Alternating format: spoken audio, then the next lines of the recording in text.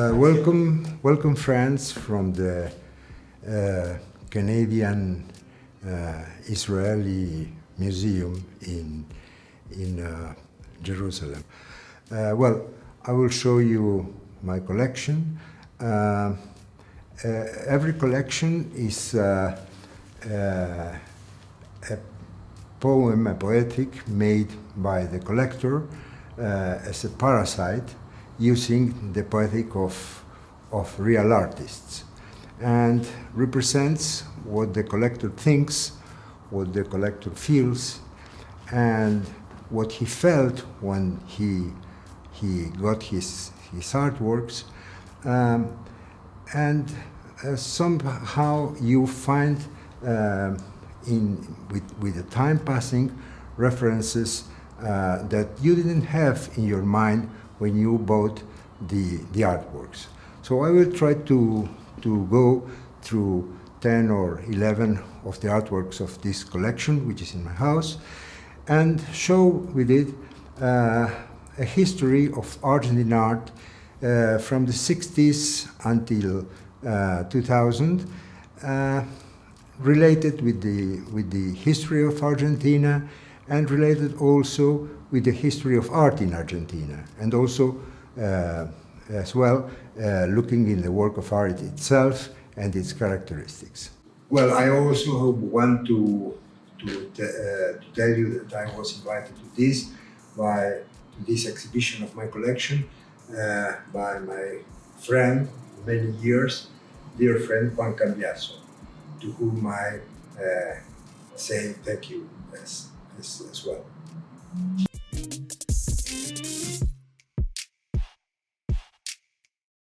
Well, this is the first artwork which I wanted to show you. It's from a movement from Macho. Romulo Macho was an artist who made the new figuration movement in the 60s, beginning of the 60s, precisely 62, 61, 62. The new figuration movement was, or new image movement was a movement that was worldwide. There was the wild painting in Germany, and the movement also existed in other countries in South America. It was a movement where there were 4 painters who worked on it in Argentina: Macho, Noé, De la Vega, and Deira. Well, this painting, the new figuration movement, relates itself with an evolution from the abstract expressionism. It has, as you can see, dripping. It's an action painting, but the human figure is behind it. It's not maybe the first object. The first object is the dripping and the abstraction, but there is a human figure that we can see very well. The name of the artwork is Miron, which means looker. Well, Miron also was a Greek sculptor, a very, very, very important Greek sculptor, the author of the Discobolo, of the disc man in the Olympian. But I don't think that Macho referred to the Miron. Maybe he referred more to a peep show, to a hidden looker, maybe of a woman, maybe of a ridiculous situation, or of a wild situation. There is also shouts. As you can see, here is the Miron, but there is another figure that is maybe shouting, or it's with his teeth pressed. It's a wilder figure than the Miron itself. The painting is made in an historical environment in which Argentina has ended a populist government. Good, it didn't end it very well because there was a revolution, but this revolution installed again democracy and republic in Argentina. So everything is hope, and Argentina tries to connect again with the world, as it was before the 1930s. And in the society, as I said you, all is hope. There is the Tel Institute, where all the artists, the most important artists, were part of it. Macho was a part of it also, and this Tel Institute was a private institute from a big company in Argentina that promoted new art and promoted Argentine connection with the world.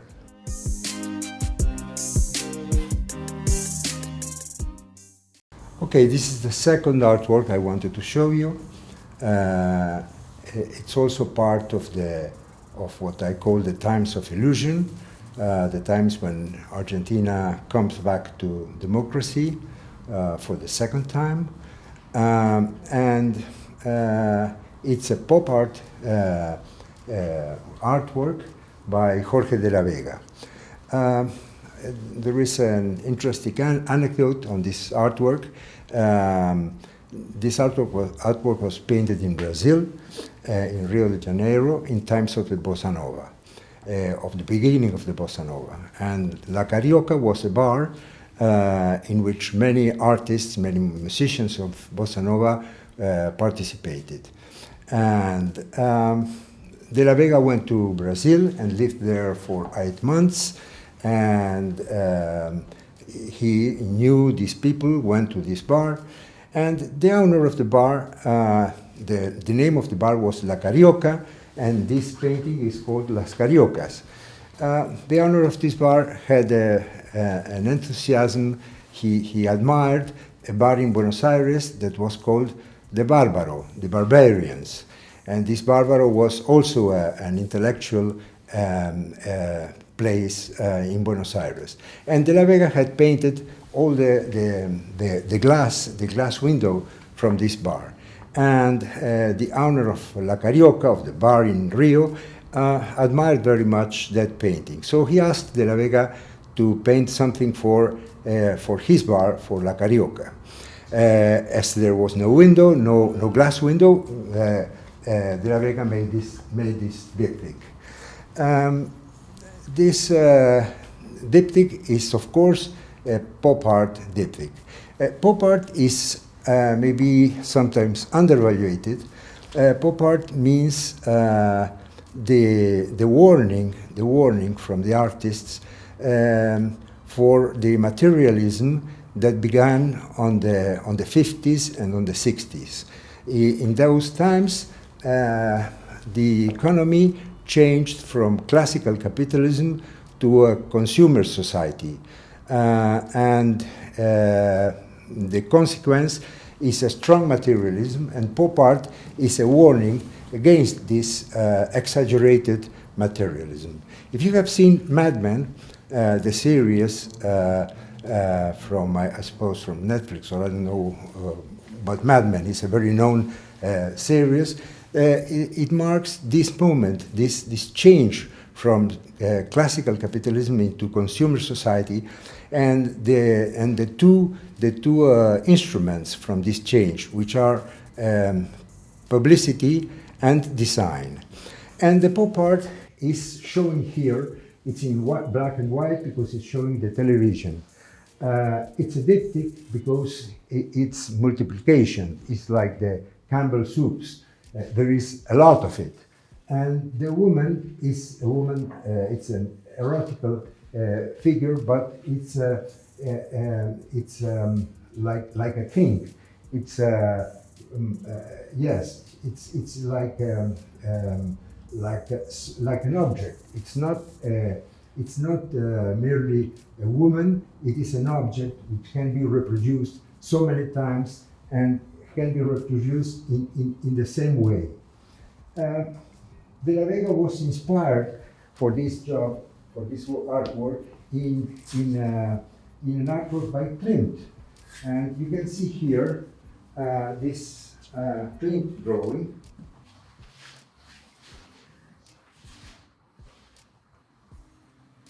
This clean drawing is from the 30s, but the clean drawing is truly erotical. It's an Art Deco work, like Klim's Times, and it's truly erotical. It is not an object, it is a woman. And I showed you that because of the difference. Maybe De la Vega inspired himself in this really erotical artwork to make the difference with the materialistic object from women in the consumer society. Well, as I told you, the colors are the colors of the television. The erotical lines of the woman are figured as something which is not nearly erotic. It's like a publicity. They are making a publicity of erotica of women. So this is when, as I told you, when Argentina was very, very connected with international art. It was a moment when Argentina thought that she would be again the great Argentina of the 20s, that she was coming again into the international culture. We will see what happens later.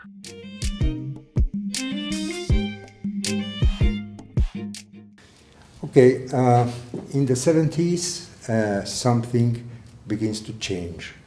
Argentine democracy exists no more. There is a military government, and artists begin to show the misery, the poor people in Argentina. This is a series painted or made by, because it's a collage, made by Antonio Berni, a famous series that is called, as part of this famous series, is called Juanito Laguna and Ramona. Juanito Laguna is a boy who lives in the refusal deposit. He lives with his father from the rubbish, from processing the refusal from the city. Naturally, he's very poor, and that is relating the drama of Argentina. Argentina, that was a rich society in the 20s, is not anymore rich, is poor. And here this collage is made on purpose with refusals from the rubbish. You can see here 2 wheels and the shoe and the little radio of those times, and which form this kind of bicycle, which is the work. It is a realistic work. Has abandoned the new image painting, has abandoned the pop art, and enters in a very Argentine image, an image which maybe in the Italian painting there is also painting made with rubbish, but not with images, with human images, but completely abstract. So this is the third work that makes that it's a signal of the changing of times.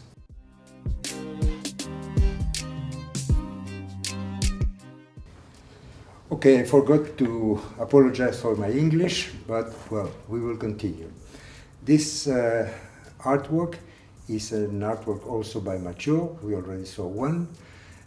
But this artwork is very different. It's from 1973. It's painted in Paris. The human figures are completely abstract. It has been interpreted or thought as a violent sex relationship, or better, I would think, as Adam and Eve. Eve is separating, like in Genesis, Eve is separating from the rib of Adam. That could be the meaning. But the time when painting was made and the violence of the work relates, maybe it's not what Macho wanted to paint, but it's related with the environmental historical facts in Argentina. Argentina was a victim of the Cold War. There was civil terrorism and state terrorism. There was a strong dictator that began in these years. The democratic government that was before the military government was also made also an illegal repression against civil terrorism. So there was a strong fight near to a civil war in Argentina.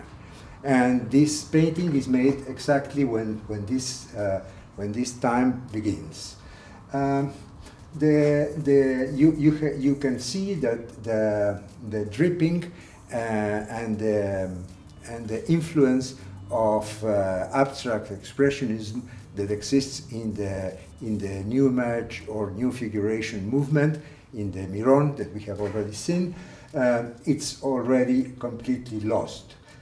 These are near to geometrical figures which have a meaning. It's not a purely aesthetical work, but there is a conceptual meaning on the figures. They transmit anguish and some kind of terror. The separation from Eve, it's not a peaceful separation. It's a laceration from the body of Adam. So I wanted to show this work because it's so different from the other work by Macho. The work from the times of illusion. This is a work, an artwork that was made in a different time.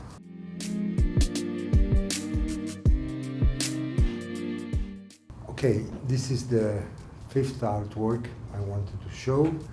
The artwork is by Noé. Noé was a member of the New Image movement, of which I spoke when I told you about the Mirón, the first artwork and the first painting I showed you. But in this case, he is near to the 80s, and the artwork has no traces of the new figuration or new image movement. It's completely different. The name of the artwork is in Spanish, situación límite, limited situation, or the better boundary or frontier or something like that. It is related to the limit that to the historical limit Argentina arrived at the end of the 70s. Okay, maybe the reference here is to Dante Alighieri's comedy, because this character here at the left is going out from an incandescent mountain and from a frozen mountain, which is exactly how the purgatory is in Dante's comedy and also in the Beowulf. So Dante is leaving, and maybe these souls that you can see, these characters you can see in the second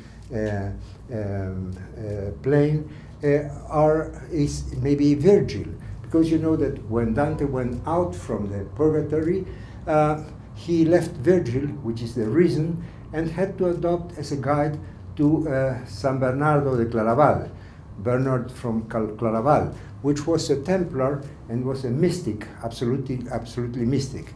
And that's because in paradise, it's not a place where reason is it's not the place for reason, it's the place for faith. So Virgil keeps in the purgatory, and Dante goes out from the purgatory and explores the paradise. And that's the moment. That's the limit that Noé is painting. But Noé is painting this limit in the moment that Argentina has also arrived to her limit in the historical environment. It has arrived to the limit of violence. Violence is not respected anymore from society. We have fear from violence. We want democracy again, and that's the limit that Noé is painting. That's what Noé told me. But here there is a legend in the border of the painting that says in Spanish, "Mi querida, no me olvides." My love, don't forget me, or don't forget me, my love. And this is maybe a reference to a loved woman, or maybe it's a reference to the old Argentina, to the Argentina that we dreamed, and that we have forgotten her, or she has forgotten us, maybe. It's better, she has forgotten us, and we are in the middle of violence.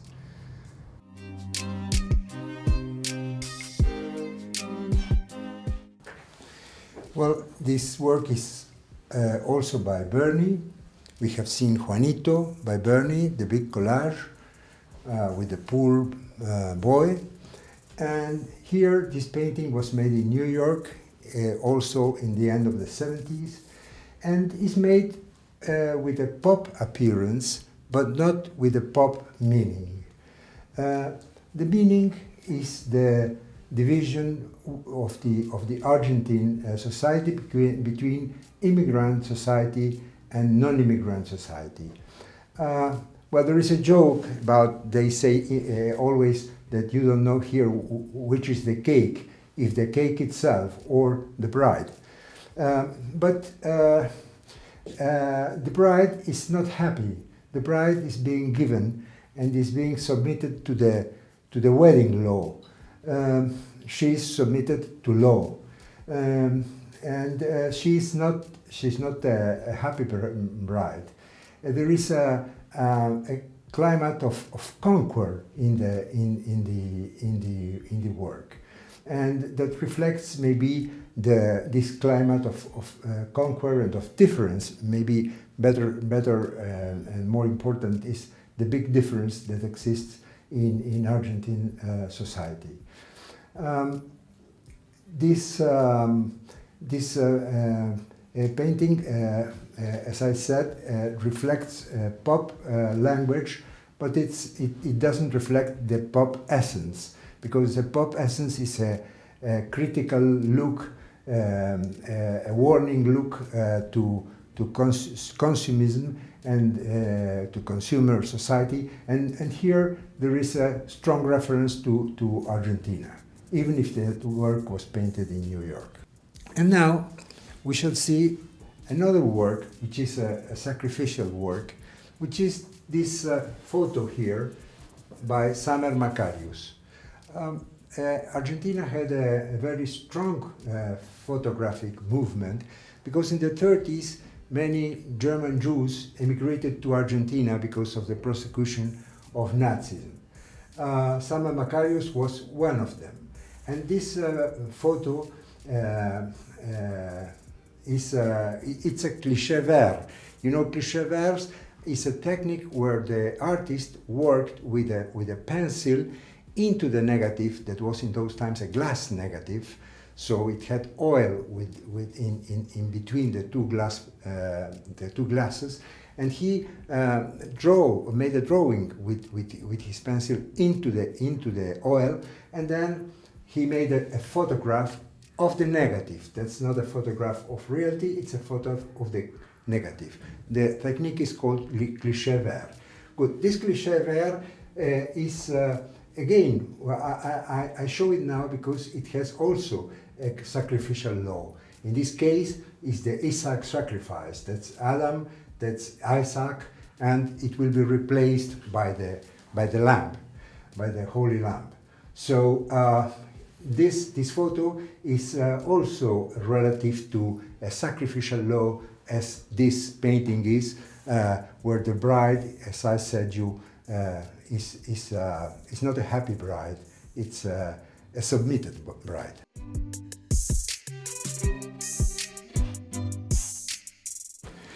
This artwork is by William Quitka, which is a well-known internationally Argentine artist. In this work is one of the first works where Quitka abandons the Pinabausch space, which is a void space, and he begins with Samuel Beckett space, a space that is chaotic and it cannot be understood. The work has a precedent, which is this drawing that is here, where you see a void space, but you already see chaos in it. It's a small essay. It's not. It's important because it's the same for the other artwork that I'm showing. As I said, he makes an evolution from void space, Pinabausch, to Samuel Beckett, chaotic space. And you have many symbols here. First, you have the stairs. The stairs, you remember the Jacob's dream with the stairs and the angels. Then you have chaos in the space, absolute chaos in the space. Later, Quitka will have a strong relation with, well, he had always a strong relation with theater, but it will emphasize more this relation with theater. Theater for the Greeks was a place of order. Theatron means light.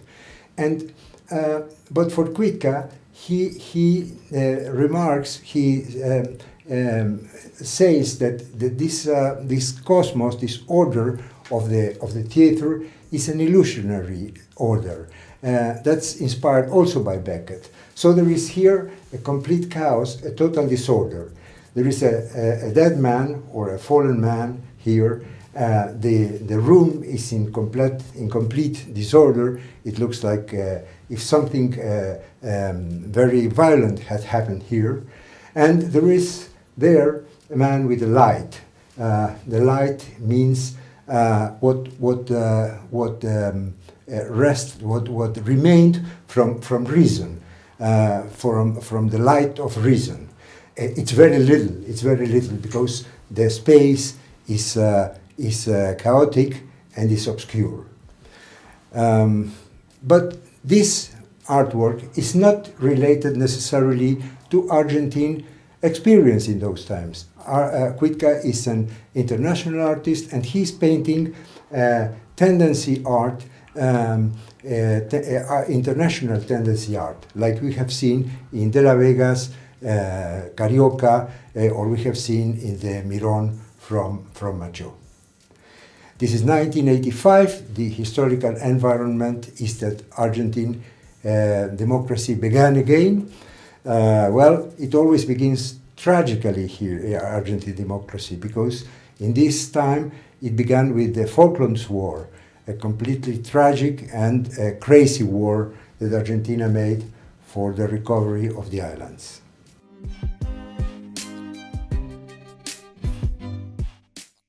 Okay, this artwork here is from the end of the 70s, precisely 78, and this by Carlos Alonso, an expressionist painter in Argentina, who lives until now. He's very old, but he lives until now. This, well, you are all acquainted with tango. Tango is an erotical dance that began at the beginning of the 20th century in Argentina. But here, as an expressionist, Alonso is representing not merely a tango dance, but fundamentally the erotic violence of tango. The erotic violence of tango, which is behind the representation. Tango means something and means erotical violence. And again, being a painting of the 70s, again we have violence. the movement and the representation of the images is absolutely related with their inner feelings and not with their appearance. Their appearance would be, as you imagine, a couple that dances tango.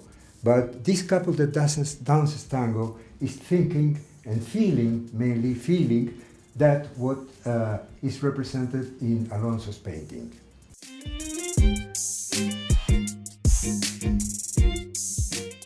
Well, this is a work by Pablo Suarez, Berni follower, Berni pupil, but the work is more an expressionist work and is from the middle of the 80s, from 86.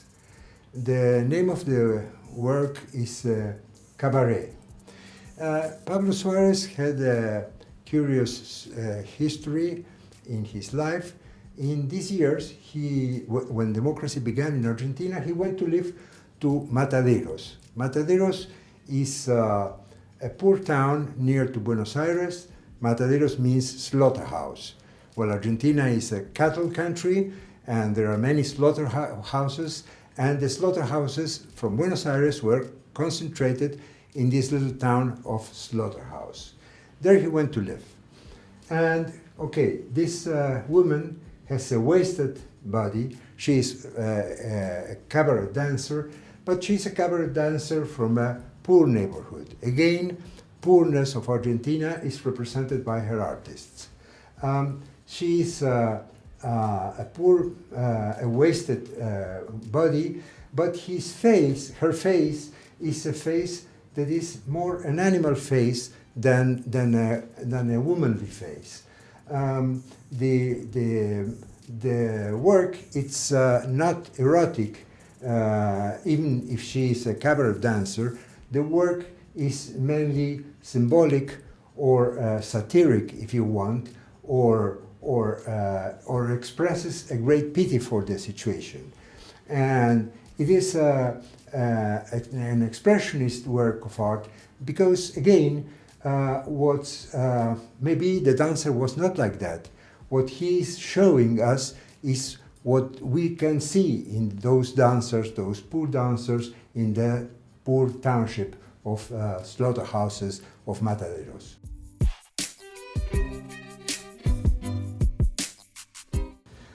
Okay, this is a work it's a performance work by a photographer, Kuropatwa, and a sculptress who is being photographed, and is Liliana Maresca.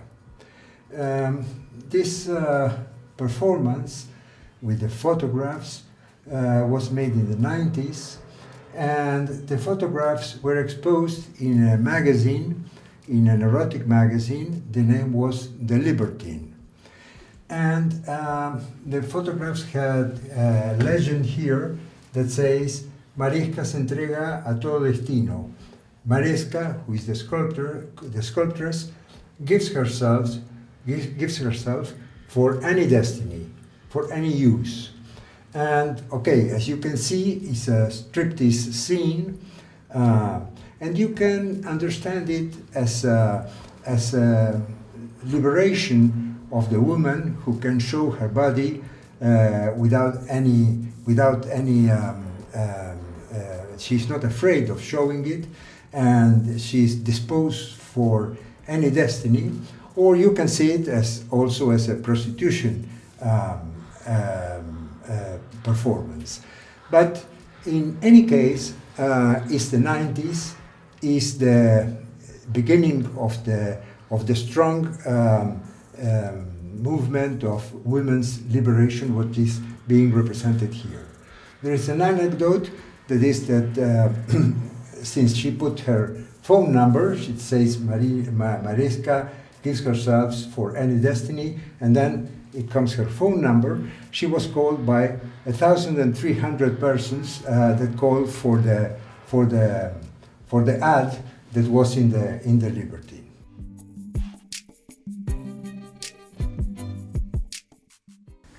Well, this is the last artwork I want to show you. Even in my order, it has been changed because this is an artwork from '66, and so it's painted. It's made before all the other ones that I showed you. '66 is again the time of illusion, as you remember, of hope, and I want to end this conversation with you with hope in Argentina's history. The artwork is called Continuelle Lumière, and the author is Le Parc. I happen to be a cousin from Le Parc, so I have quite many of his works. But this one is very special because it was made in 1966 when he won the prize in Venice, from the Biennale from Venice. There was an exhibition in Buenos Aires when Le Parc lived in Buenos Aires that was made by Basarelli in the Fine Arts Museum of Buenos Aires. That exhibition from Basarelli changed the mind of many of the artists that were interested in optical art. I don't have it, but I would like to show you an artwork by Le Parc that's before his cinetic vocation, his cinetic interests, and he was a fantastic drawer and painter. He abandoned that and he entered first in the op art and then in the cinetical art. This is an example of the cinetical art. It's made with an electrical motor and with light, like many works from Le Parc. I think, and that's a personal thought, that cinetic art is like a thought that comes before the change of the world, before the conquest of space, before internet, before the diffusion of television, before an electronic world and an internet world in which we live.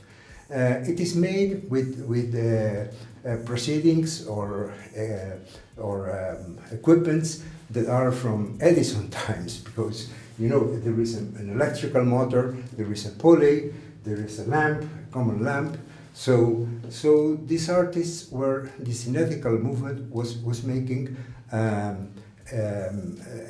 vision, an anticipated vision of what would happen, but without the elements that happened later. The cinetical art was very important in Argentina, but it was not developed in Argentina because in those times the first military government began, and the artists from the Tel Institute, from which I have already talked, very many of them migrated to France or the United States, mainly to France. And Le Parc went to France, and there he gave birth to a movement, the GRAF, the Groupe de Recherche d'Art Visuel, which was very important in the cinetic art, maybe the most important group in the cinetic art, that was integrated by Argentine and French and American artists. I should say that Calder is also in the cinetical art. He's apart from the Graph, from this Paris movement, but he's also integrated in this cinetical art. The Continuelle Lumière, it's a symbol of light in the space.